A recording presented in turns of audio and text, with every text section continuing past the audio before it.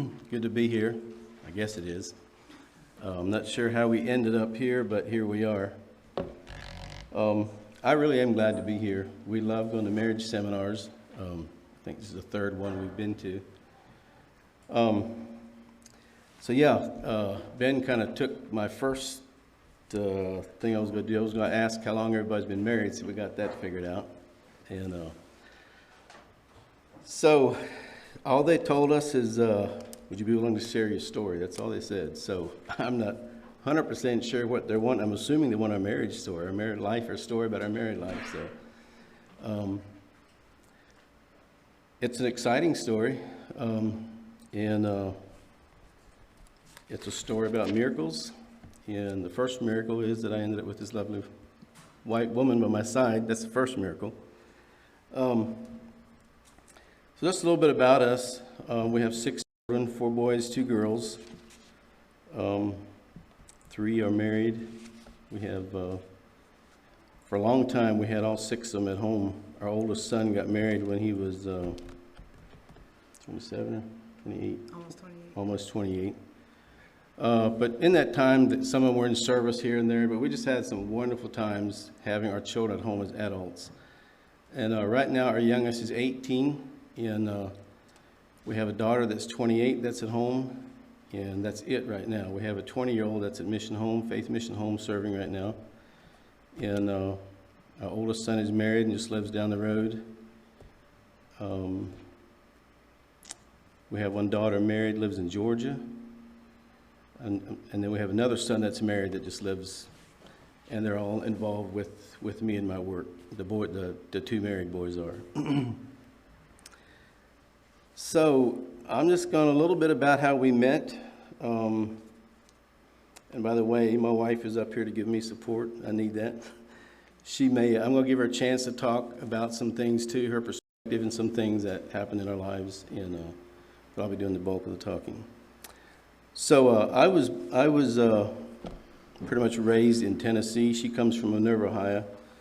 And we first met in 1987. I was 16 and she was 20, I believe, yeah.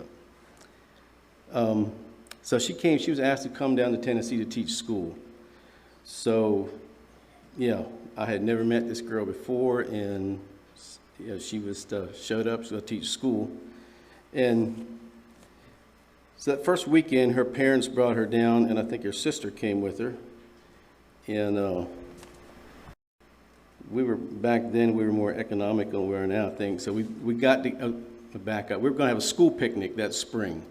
So she came down to be there just to meet everybody and, see where she's going to teach school. She'd never been there before, I don't think. So the morning of that school picnic, some of us met at the school to drive to a park. It's about 30 minutes away. So I was this young 16-year-old Mr. Joe Cool, had my brand new driver's license in my pocket, and anyways, I ended up, interesting, I took her to the school picnic along with one of my cousins and some other girls anyway. So that's where we first met.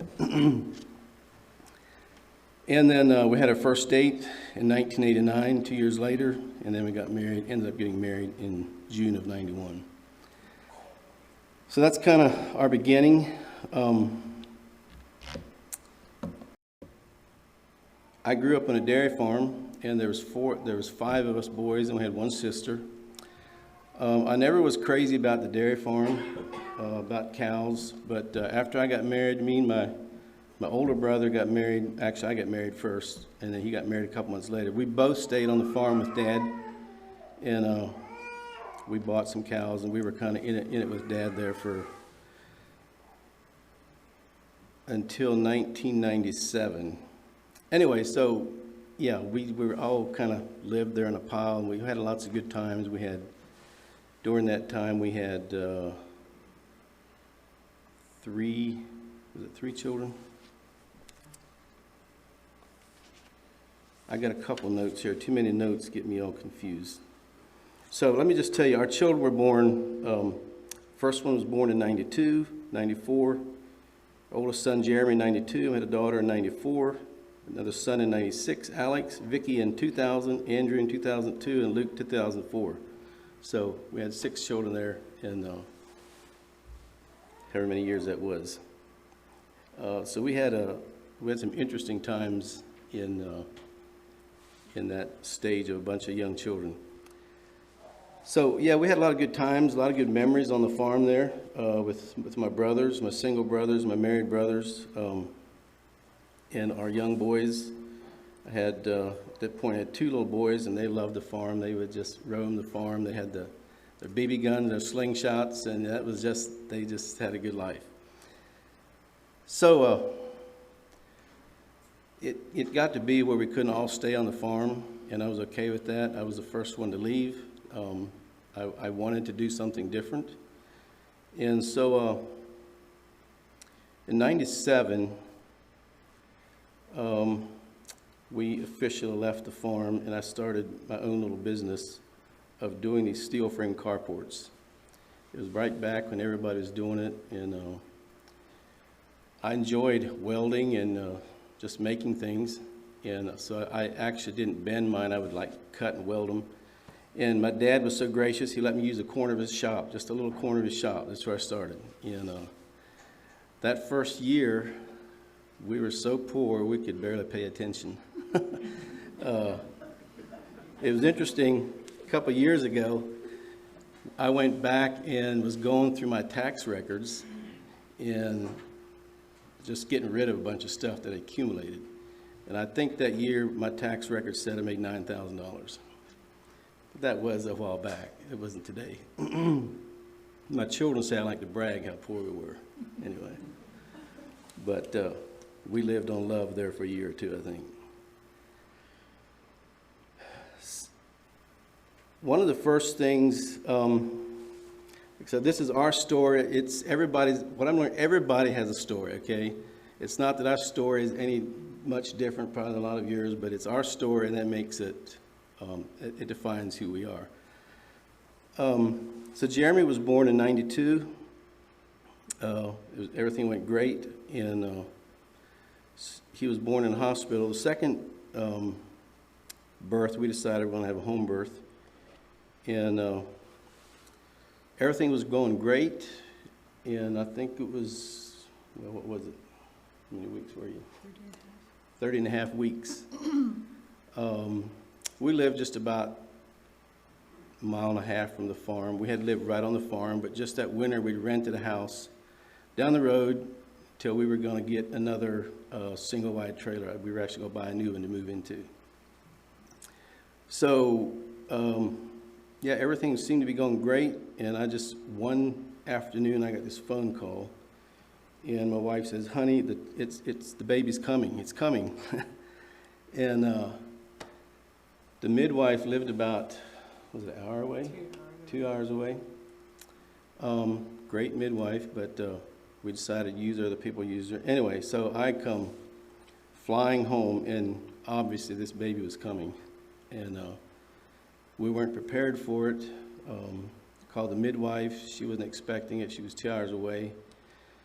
Long story short, we knew something was going to happen. We were going to have to go to the hospital. We were going to have to do something. And I'd been up at the barn. I took a shower, and I came out and was jerking a T-shirt on. It was inside out. That's how it was. I mean, that was. Can I say something? Yeah. He was trying to put his head through the sleeve.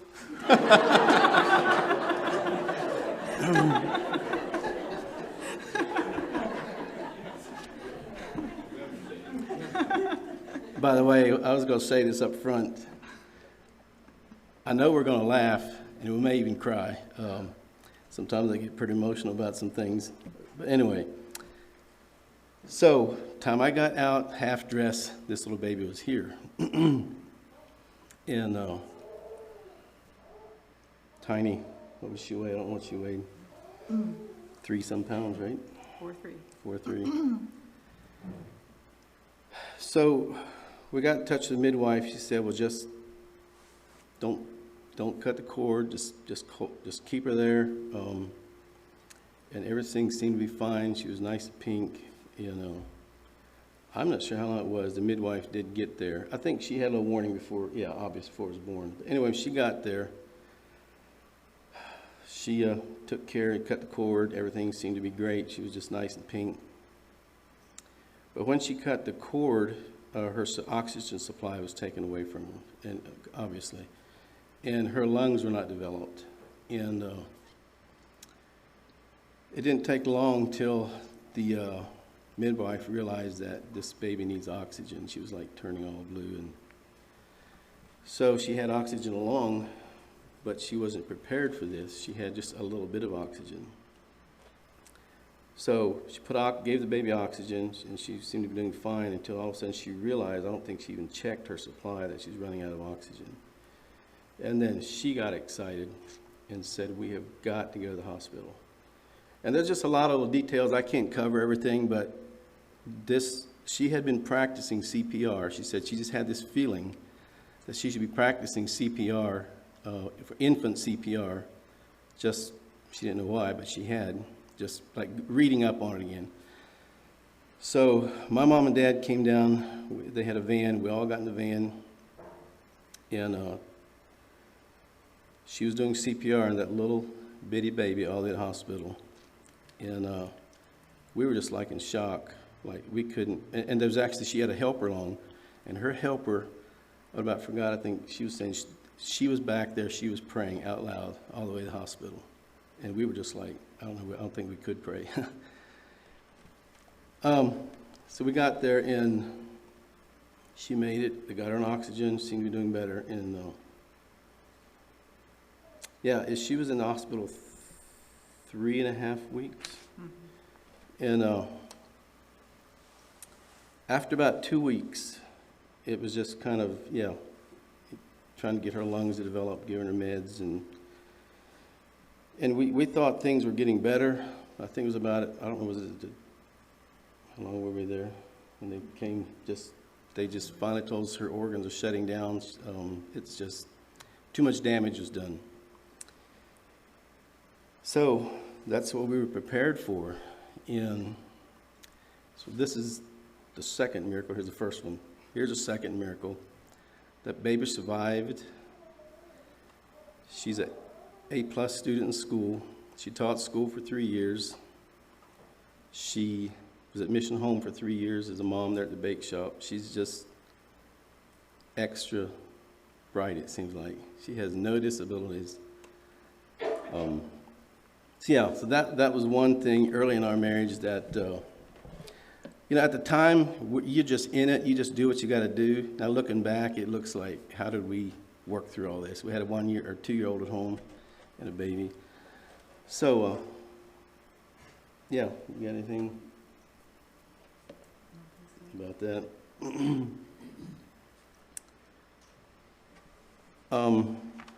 And the next child, Alex, so that was kind of shook us up a little bit, but so Sarah was born in 94. In 96 was our third one was born. His name is Alex. And so we were a little, what was this? Just kind of a freak deal, this first one. And kind of not the kind of the same story. He was born early as well. And he ended up being in the hospital for 2.5 weeks. It wasn't as scary a deal as the first time. And then the third one came along. She was early too. She was in the hospital a week. Fourth one was in the hospital in a week. All came just fairly early, but nothing like the second one. And then Luke, he was 100% good to go. So that's a little bit of history on our children. And I was thinking about the young couple that's been married 42 years. I feel like I'm getting... You can tell I'm nervous. 42 days. I'm excited for you because I was wondering, how many of you, when you got married, spend a lot of time thinking about your life the next 40 years? Did you think about that a lot? Like we got married and, hey, we're good to go. This is just, it's exciting, and it is. And so I'm excited for you.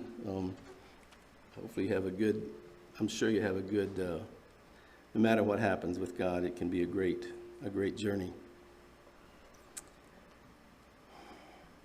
So it's just, I realize now how naive and how good God is to not let us know the future.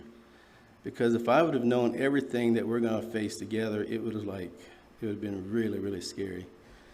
And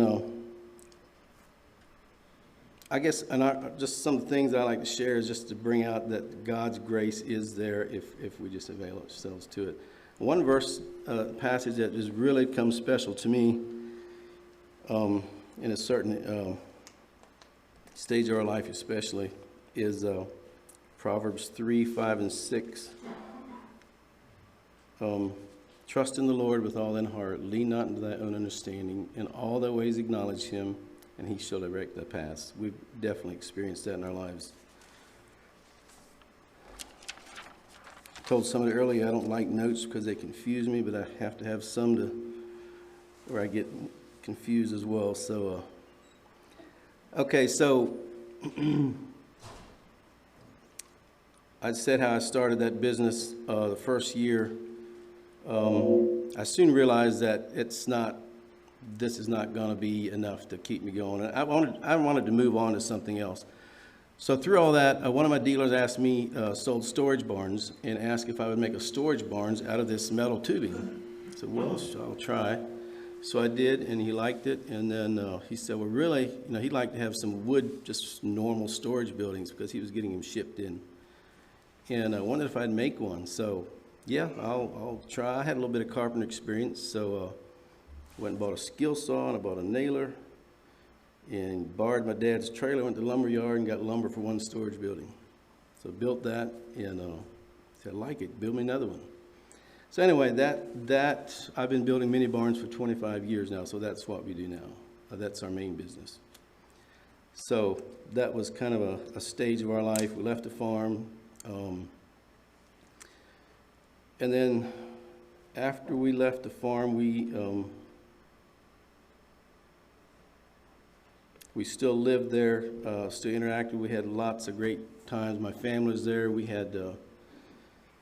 loved, my dad had a lake on the farm. We loved to water ski, and we just had a lot of good family time. Our children loved to swim, and just good years of our children growing up. They were busy years, but we had lots of fun there together.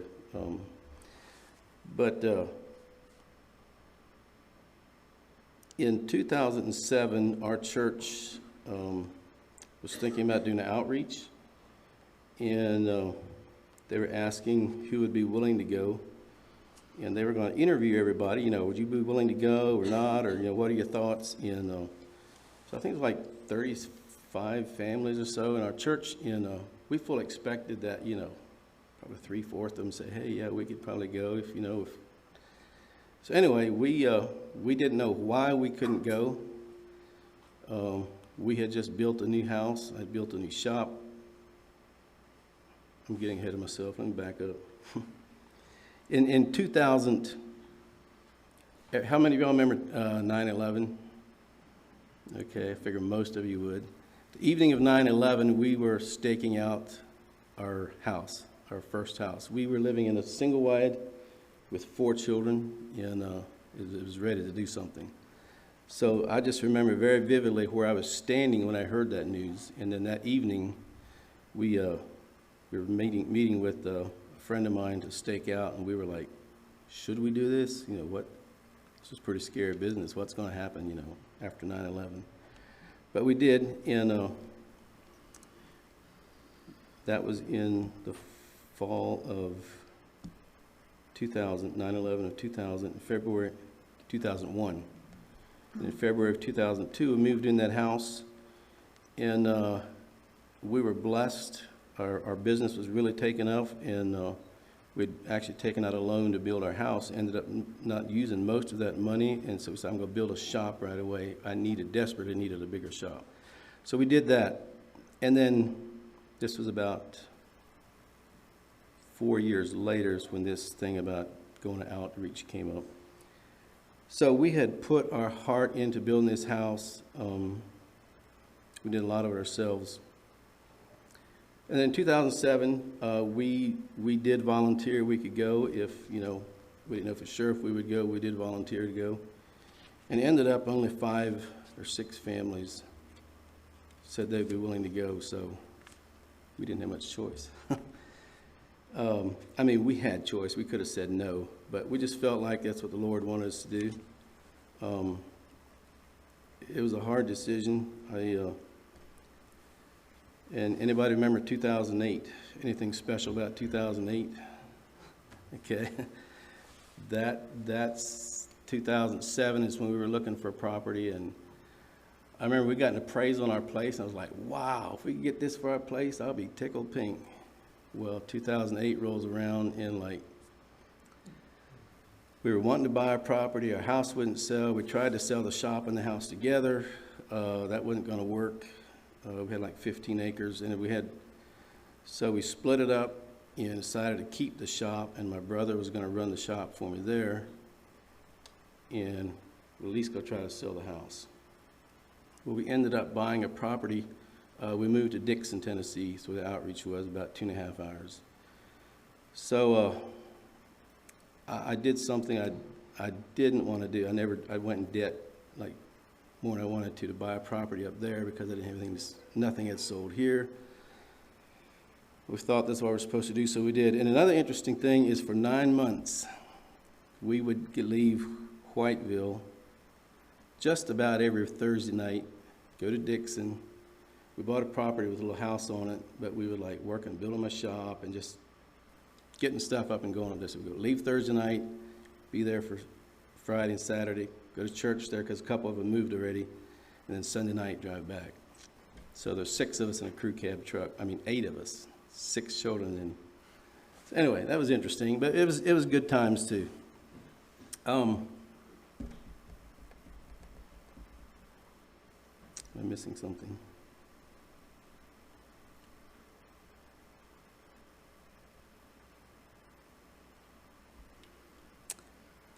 It was tough. I think it was kind of exciting for our children.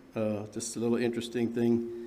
So when we were decided to go, there was like, they wanted 5 families, and there was actually 6 that had volunteered. And instead of all 6 going, there was 1 or 2 that thought that they would like if we would use the lot to decide for 1 family to stay back, instead of some people use that for who goes. It's kind of a different scenario, but about 2 families thought they'd like to do that. So that's what we did. And my brother was one of the ones that had volunteered to go. And our children, our little boys and their boys were just like, I mean, they were just like that. We lived next door all our lives. And that evening when they did the lot thing, my brother was chosen to stay there. And on the way home, our children talk about this a little bit, and we had a little, was it Andrew? 4-year-old. And he could talk, he talked Dutch back then pretty good, and his comment says, "Mommy so best," that he had to leave his cousins. Anyway, so it was kind of funny. So it's something to work through. I remember the morning we left, I sat in the front porch and I just bawled. It's not that I didn't want to go, but it was just like I'd put my heart into this, and but I was the first one to adapt. I think after we got up there, my family was there, my work was there, and we love it there. It's home. So, you have anything about that? Anything really about the move or anything?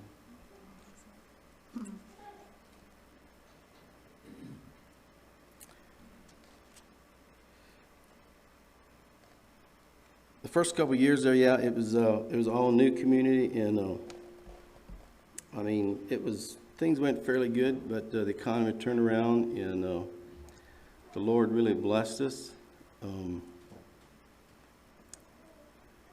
It was good years. When we moved up there, our oldest son was 15. It was a tough move for him, and our youngest was he 3 years old. Something else I didn't think about till just now. Was it the week after we moved, Andrew? The week we moved. The week that we moved, we had stored, way back, somebody had given us a big cabinet, like a pantry cabinet. We lived in our trailer, we didn't really have a cabinet, so we got someone to make us a cabinet like it's 7 foot tall, I don't know, 5, 6 foot wide, pretty heavy cabinet. And we moved that along and put it in our garage, and it was just setting against the wall, it wasn't fastened. And I don't remember, did we warn the children or not? Anyway, we'd stored some stuff in there. Well, our little 4-year-old, 5-year-old, The one that was BS. the one that was best, he was a stinker. He opened these doors and wanted to crawl up to get something, and this big cabinet wasn't attached to the wall.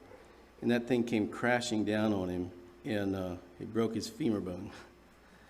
So that was another little, it's just life, you know, things that happen. Wasn't in our plans at all. So yeah, it's really a miracle. There was enough stuff that caught it from going all the way down, or it could have been pretty bad because it was a really heavy cabinet. The next 7, 8 years were good years. Children were all at home. I just felt so blessed. More than once, we would be traveling somewhere, just going somewhere, and I would just look at her and I would tell her, "Why are we so blessed?" I think I actually made the comment. I said, "Can this go on? Can life be this good?" We had our struggles, and we're normal people, but I just felt so blessed and it's almost like I had a premonition or something that, I don't know. I can't quite explain it.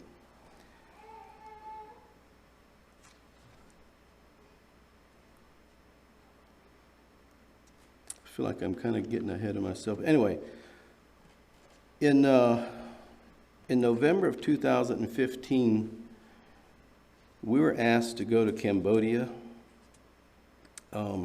I had a first cousin over there, and we were good friends with them. That a church from Ohio had started a mission over there, and they'd asked us if we would go over and help with that mission.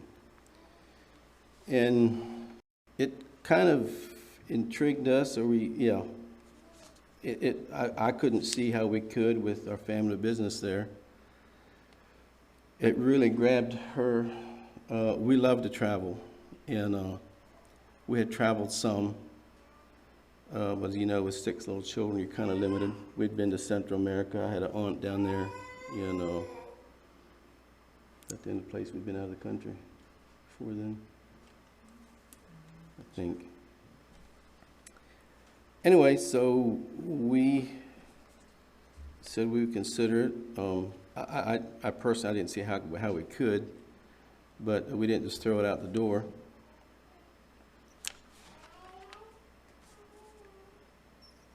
But the Lord had a way of answering that for us. In November of that November, so both of our families were at the stage where we didn't have married nephews and nieces. So every year would either be with my family for Christmas and her family for Thanksgiving. Next year would be the opposite. So this year was a year to go to her family for Thanksgiving. So we went to her family in Ohio. She's from Minerva, Ohio. For Thanksgiving, had a good, spent some time there. Her brother was building a shop, and we spent a couple of days helping him line the inside of his shop, and just had a good time at Thanksgiving there. And we were going to go home Saturday morning after Thanksgiving, and they got us talk. Her dad loves to fish, and she said they were going to have a fish fry that night. Wonder if we wouldn't stay for the evening Saturday night for fish fry yet. I said, well, I like to be home for church. I don't like to travel home Sunday morning, and so we talked about it. So we decided we'll stay, and then we were going to drive home Saturday night after supper. So that's what we did. We stayed for the evening, stayed for the fish fry, and hung around a little bit. And so I remember very clearly before we left, her dad would often do this. This time we were all together, not just our family, but her siblings and everybody was there. He said, let's gather around for a word of prayer before you go. So we did. We stood in a circle and held hands there, and you just prayed, safety, and just thanked God for everybody and just for his goodness to us and special protection on us on the way home. So, we got in our vehicle and headed home. And like I said, oldest son, Jeremy, at that time was 22? 22?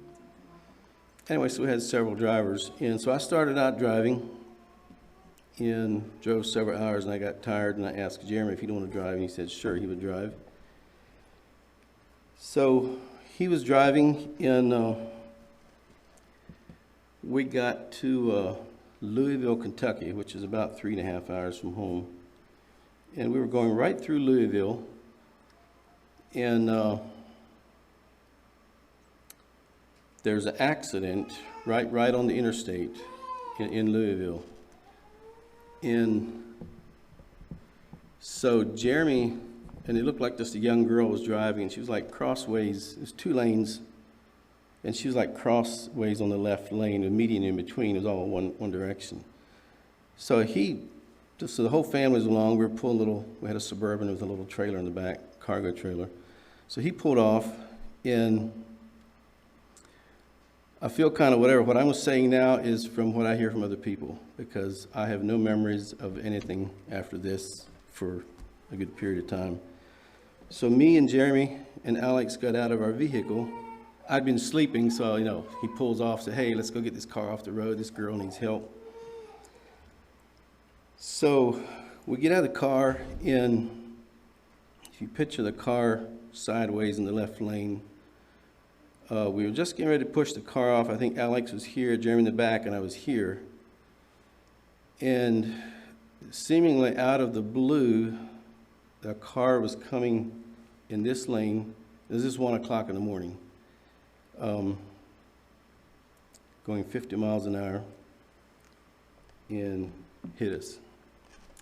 So I had my back turned, and Jeremy was facing that. I think Alex or Jeremy said he just remembers seeing the man's eyes when he realized what's in front of him. It was like he was no alcohol, drugs. We think he was just half asleep. At 1 o'clock in the morning, you're just like.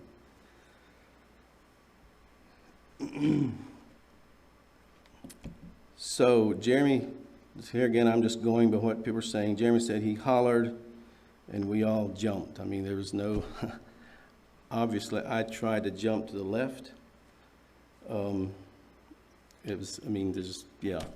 And people went flying. My leg was taken off instantly right there.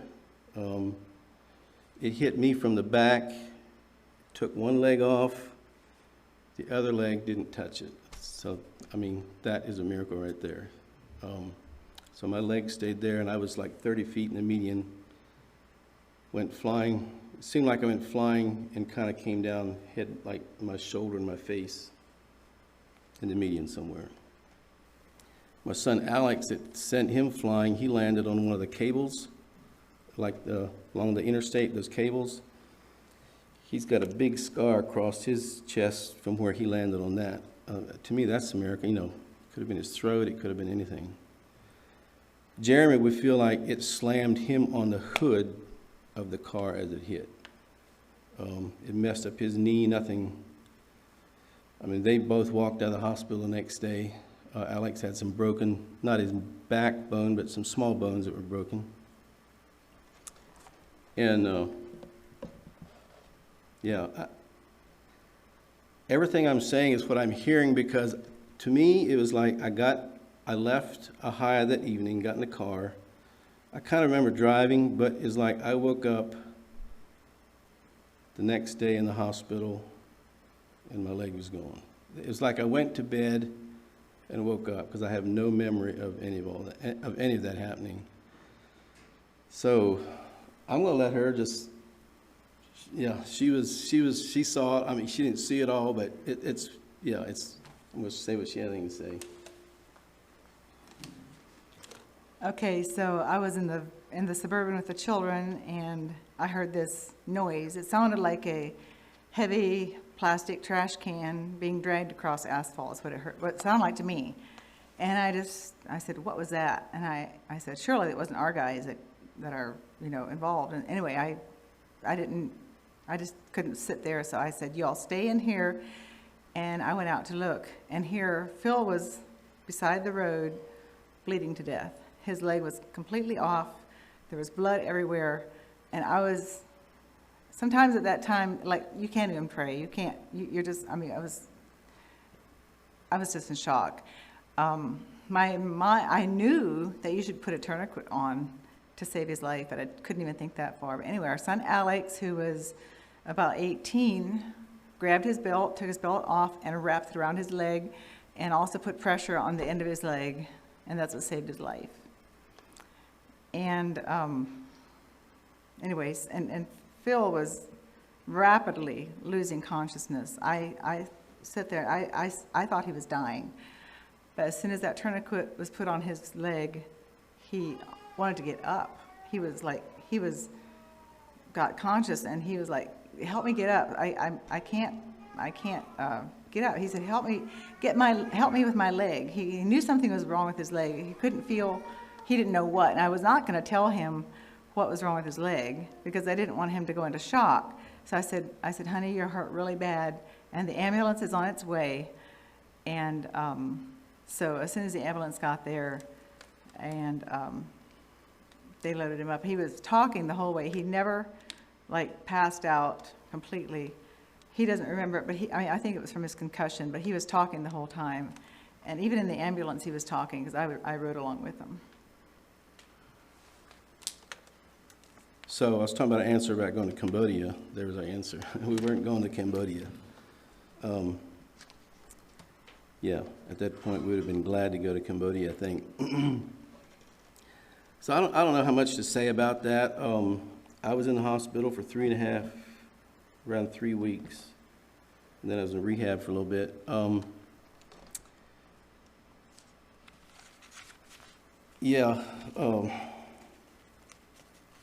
That's one of those times where God's grace is just there. It was just kind of, when I finally came to, I mean, they did kind of emergency surgery there to get me stabilized, get me whatever. I think they gave me 8 units of blood. So, I mean, I was pretty much Over gone. The next couple of days, yeah. Within 24 hours. I never dreamed you could get weak so fast. So another thing, so when my shoulder was dislocated, and that's kind of another story, but so they put that in, and they weren't worried about that. You know, they're worried about my leg and everything.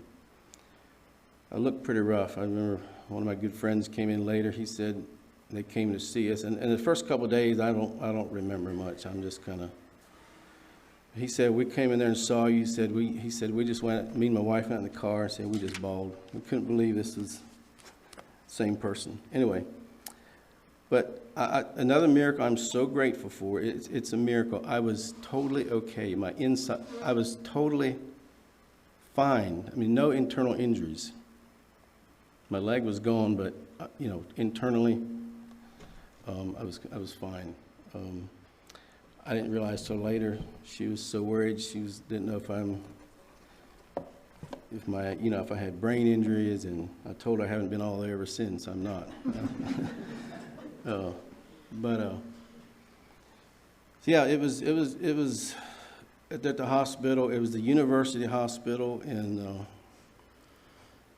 if you have a choice of hospital, don't go to the university hospital. Initially, they took good care of me, but then they had student doctors come in, and I had infection, and they cut some more off my leg, and it was just,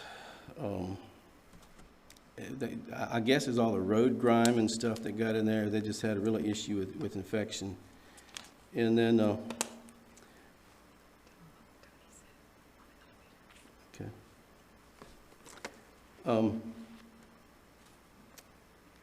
they put a wound vac on, and then they come in to check that thing, and they bring students in to just look at all this, and they would rip that thing off, and I was just like, when I hit them over the head.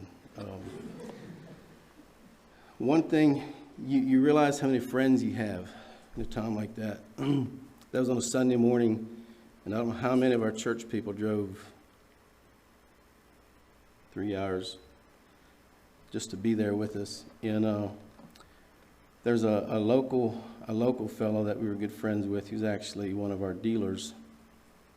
He showed up at the hospital that morning, and he was telling me this later. He said, I was going up the elevator, and he said, one of the staff said, "What is going on?" He said, "What are all these people doing here? What's going on?" And he said he told him, he just told him what's going on. And he said, I hadn't been to church a long time, but I think I might start going back to church if this is what church people do. And so that was just a good thing that happened there. My wife stayed with me there until I went home. She did not leave the hospital until I went home, and I don't know what I've done without her. A partner that sticks with you is very valuable.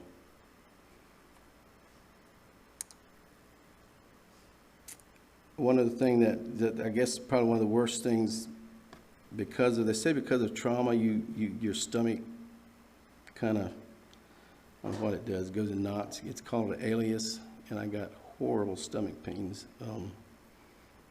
She asked the nurse one day, said, "What is wrong with him? He's not that big." She said, "It looked like I swallowed a basketball." Anyway, it is all part of your body just kicking in and trying to fix things. Anyway, that was one of the most painful things I had, probably.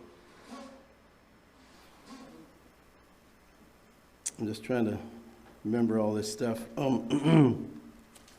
So I was there for about 2.5 weeks, 3 weeks? Just about 3 weeks. And like I said, I remember the first time they wanted me to get out of bed. So I was like 45 years old. I was in the prime of my life. I loved a challenge. I loved to work. I was a healthy person. I was petrified when they wanted me to get out of bed the first time. I was so weak. I remember how can I felt like a little baby. They had one person on each side of me and just get me out of bed just to try to stand on one foot at that point. And I think I lost like 40 pounds, like just in a couple weeks. Anyway, I don't want to make a sob story. God was good with all that time. Children would come see us about once or twice a week. They would make that drive. And we had three children in school. And one was teaching. And one was teaching, her first year of teaching, our oldest daughter. So after school, I think Friday night sometimes they would all jump in the vehicle, come up. Actually, they might have done it more than just Friday nights. Sometimes stayed for the night. Sometimes it's another miracle. There's a couple in the middle of the big town of Louisville that her sister had met through, I forget what, and so they got in touch with them, told what happened, and they said, hey, our children stayed at their house, strangers we never had met. So that was a blessing. And they would come spend the weekend with us, just, the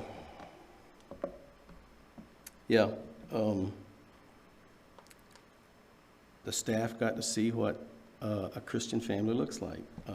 We would sing sometimes. One song we would sing is Bigger Than All the Mountains. I can't remember how it all goes. Bigger than all the trials, bigger than all the fears. We would sing that as a family. We like to sing as a family. So the church people come, we'd sing. It was just, people were there for us. It was just a huge blessing. I was going to say something else. Anyway, after we left the hospital, they wanted me to go to rehab just to kind of help me learn how to do things. So during this time, I cannot explain to you, I was just at peace. I was not like, how am I going to, I had a business, I had a family, I didn't have a lot of anxiety, and I just give God the credit for all that. Maybe that and all the morphine, I'm not sure, but I like to give God the most credit. But yeah, and that's another thing at home. My boys, I was they just stepped in and did what they had to. Had a couple, one brother from church, he would just come and ride with my son doing deliveries. Yeah, it's wonderful to have a good church family. So from there I went to rehab. I was there for a couple weeks, and so this infection issue was just an issue. They could not, initially they had sewed it all up, looked great, you know, it was just, but they had to open it all back up. Excuse me. So we were in rehab. They had their stuff they were trying to do to, you know, bandage it every day and dress it. But we're having problems. And so we knew about B&W and burdock leaf, and never had experience with it, I don't think. We knew people that did. So actually, there's a fellow that is really involved in it up in Guthrie, Kentucky, about an hour north of us. So we'd been talking to him a little bit, and we told the doctors what we like to do. I said, look, this is not working. We like to just go home and explain to him, what is. We actually got this guy to come down to the hospital, show the doctor pictures, and they just shook their head. They didn't want to let us go. Finally, we just pretty much said, look, what's keeping us? Can you keep us from going? And they finally got a wound specialist in, and we talked to him, and he said, if you want to go, he said, I can't keep you here, but he fully expected us to be back. So I literally went home with the end of my leg wide open. I won't go into details. It wasn't pretty. It was wide open. And we used a burdock leaf. I went home, I think it was November the 29th, December the 20th or 21st or something. I'm getting my dates confused. The 29th when the accident happened. I went home a couple days before Christmas. And we did that. She dressed that twice a day at least. And you don't think anything's happening, but she started taking a picture every day. And 2 weeks later, or a week later, you could see a little bit of progress. This was growing together, it was growing together, it was growing together, and stuff. You know how ladies like to pick at stuff, pop pimples and stuff? She would every now and then she'd say, honey, what's this? And she'd have to be sutures coming out or some bone wax. One day a big old thing popped out. She about went nuts. She thought it was some bone pieces or something. Anyway, she took really good care of me. And our second daughter, Vicky, was 15 at that time. She was a wonderful little nurse. She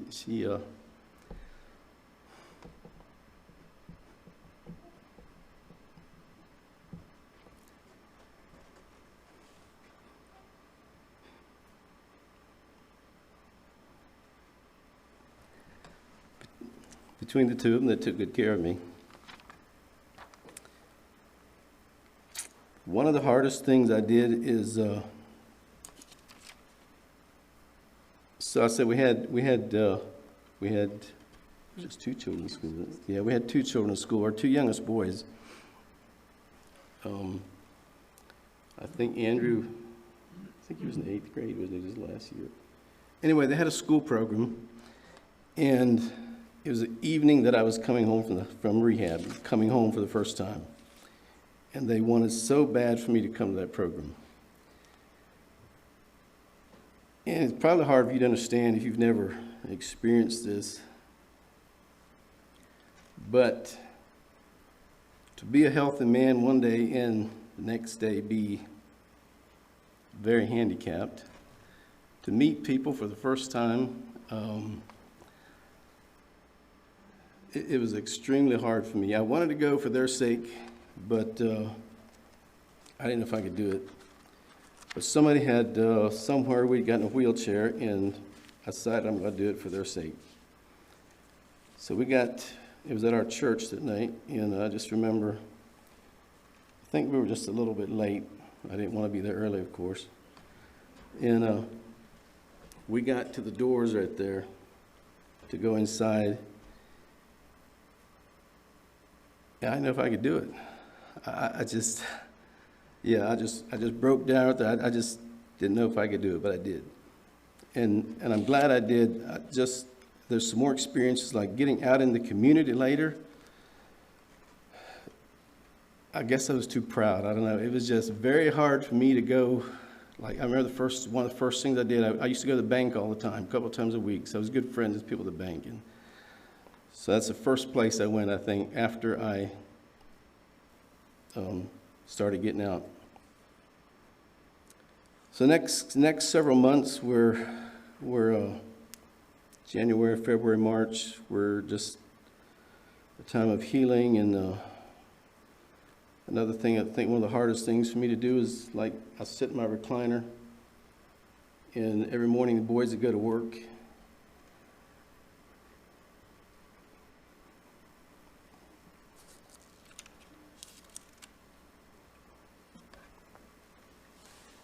I was afraid this was going to happen. It was just really hard for me to see them go to work, and I'd be sitting there. And I probably, my emotions were just like out of control. I would sit there and I would cry for no reason. I didn't know why I was crying. It was just like, but something triggered that when I'd see them go to work, and I couldn't go with them. So another big, I feel like I'm saying a sob story. I don't want this to be a sob story, but I mentioned that my shoulder dislocated in the accident. And they put it back in. And so when I laid in the hospital, the most comfortable position for me was to just be like this, because my shoulder was sore from it. So I just pretty much laid like this. You know, I didn't use it. I just pretty much.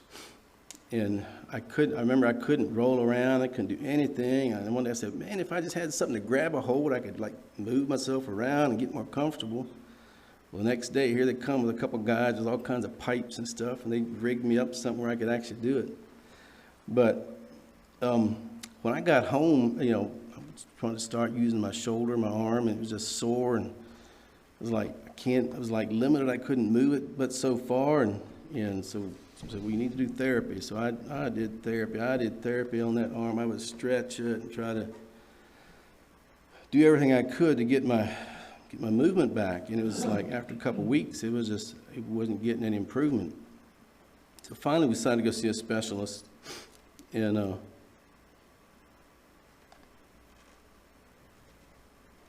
just to see what's going on. Well, actually back up. No, I went to a local doctor, and he said, yeah, he can do surgery, he can fix it, he thinks. Is that the first place we went? Okay, so great. Hey, I'm ready, let's go. And so we scheduled surgery, and they put me out. I woke up, and the doctor was there, and I said, everything go okay?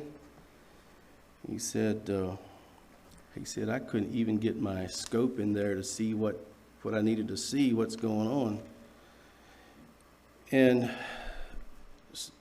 long story short, me laying there for 3 weeks, I still understand why hospital staff, I think they would know this, you need to get it moving.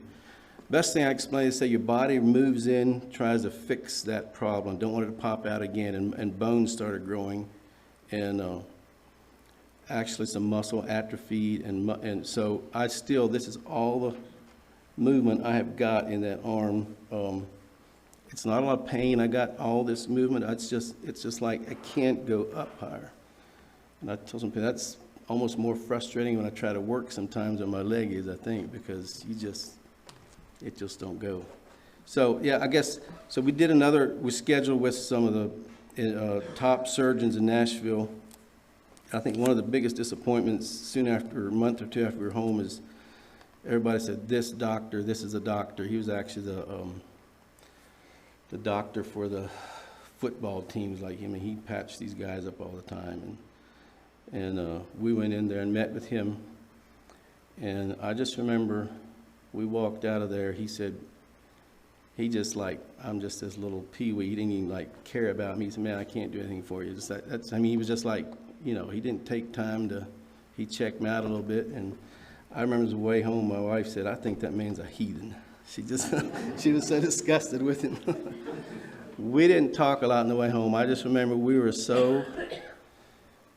just couldn't believe it because we were full expecting to have this taken care of. So that was a disappointment for us.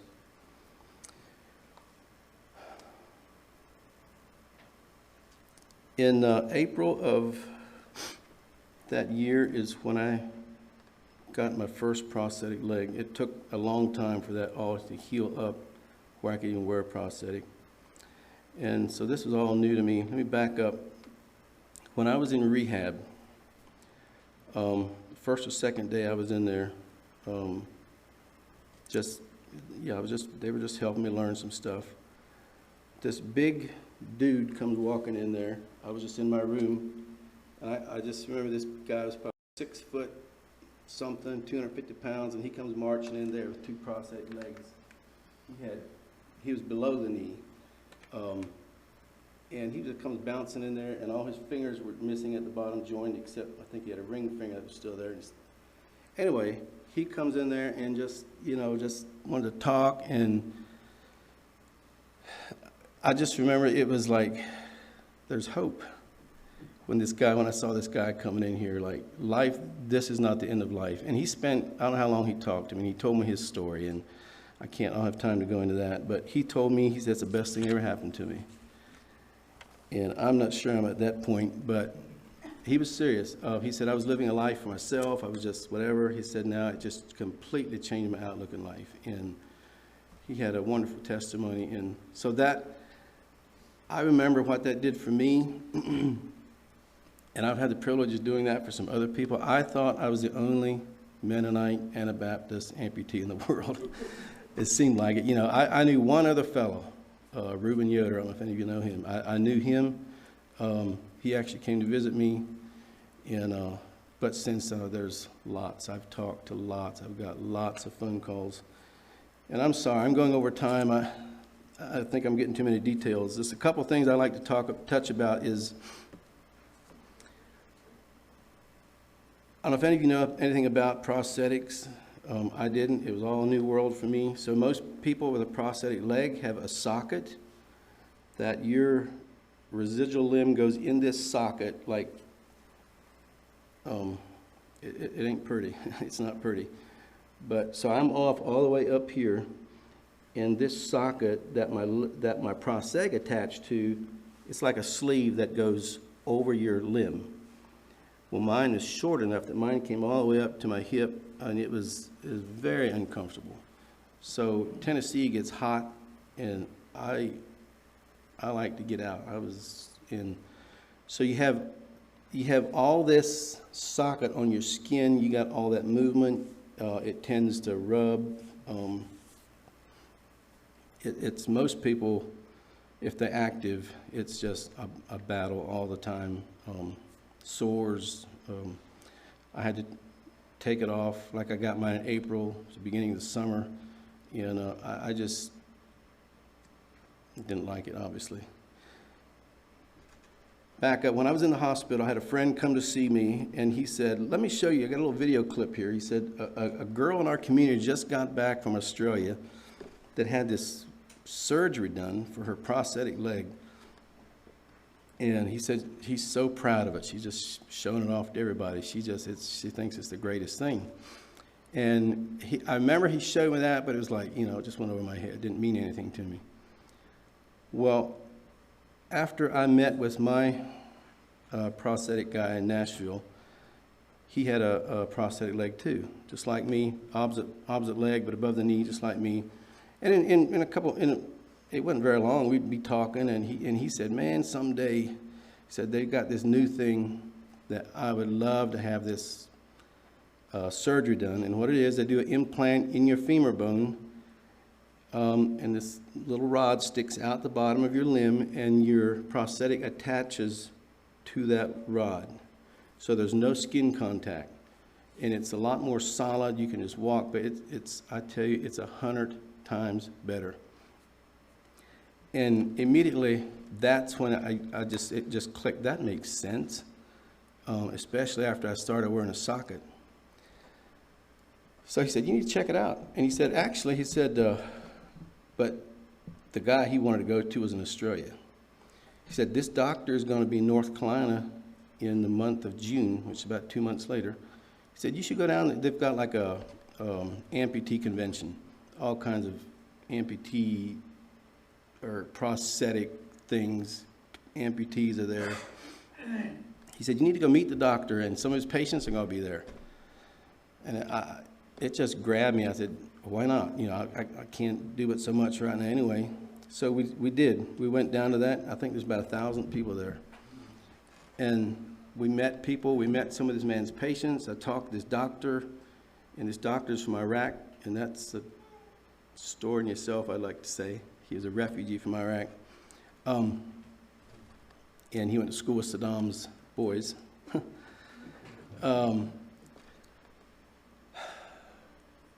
So I talked to the doctor. He said, hey, fill out the paperwork. Everybody said it'd be a couple of years probably before you could do it. And said, hey, we're going to fill it out. And the other thing is expense is very expensive. So we filled out the paperwork, and that was in middle of June. In July the 12th, we were in a plane flying to Australia.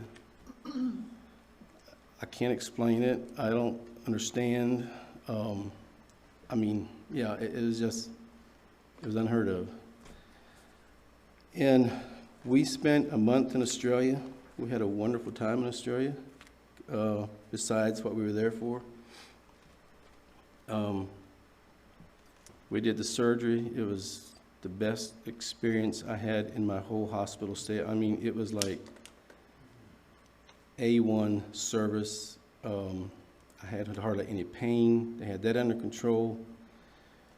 Anyway, so yeah, we had to be there a week before. They custom make this pin for everybody. Had the surgery, had to do rehab. During rehab, I had to go to rehab like 2 or 3 times a week, and we had our off days.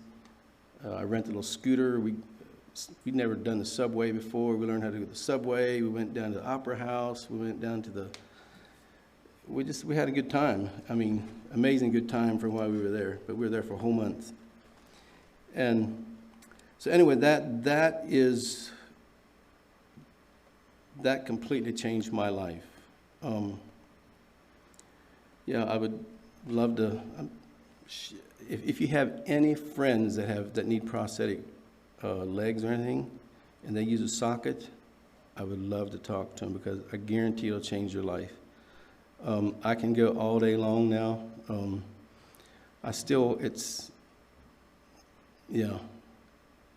Sometimes I think people think I'm not very handicapped. I love to walk. I can walk on level ground, but when I get out on uneven ground, it's a challenge. But yeah, I feel very blessed. Told somebody I think I'm the most blessed amputee in the world. Having that done, having a Christian family, wife, children, through all that time. And I'm looking at my notes. I didn't cover everything I was going to say. Back to Cambodia, we just had this hankering. We liked to go to Cambodia because we were good friends with my cousin over there and his family. So in February of 2017, we took our whole family to Cambodia. We were over there for 10 days. We just had a wonderful time. Well, I don't know how many of you have flown for like 14 hours, I think. It's just like on and on and on and on. But it was fun. We actually landed in Singapore, had a long layover there, and we got a taxi to take us all over Singapore, and we landed in Hong Kong, and we went to Cambodia. Had a good time. And we still love to travel. Then in 19, we went down. Our son was teaching school in Belize. Went down there over Christmas for about a week. So anyway, just right now, our lives, we have our first grandchild was born last fall. So that's a fun part of our life.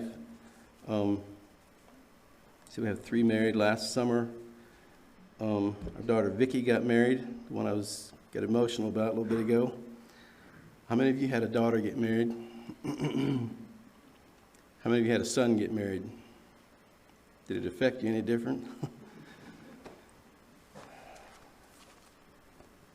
That's another day I shed a lot of tears when that daughter got married. But I was happy for her. She got a good husband. But it really tugged at my heart. We had a special bond, and we're still good friends. But yeah. Anything you want to share? I'm sure that's a good place to end. But yeah, the Lord has been good to us. We feel very blessed. Thank you.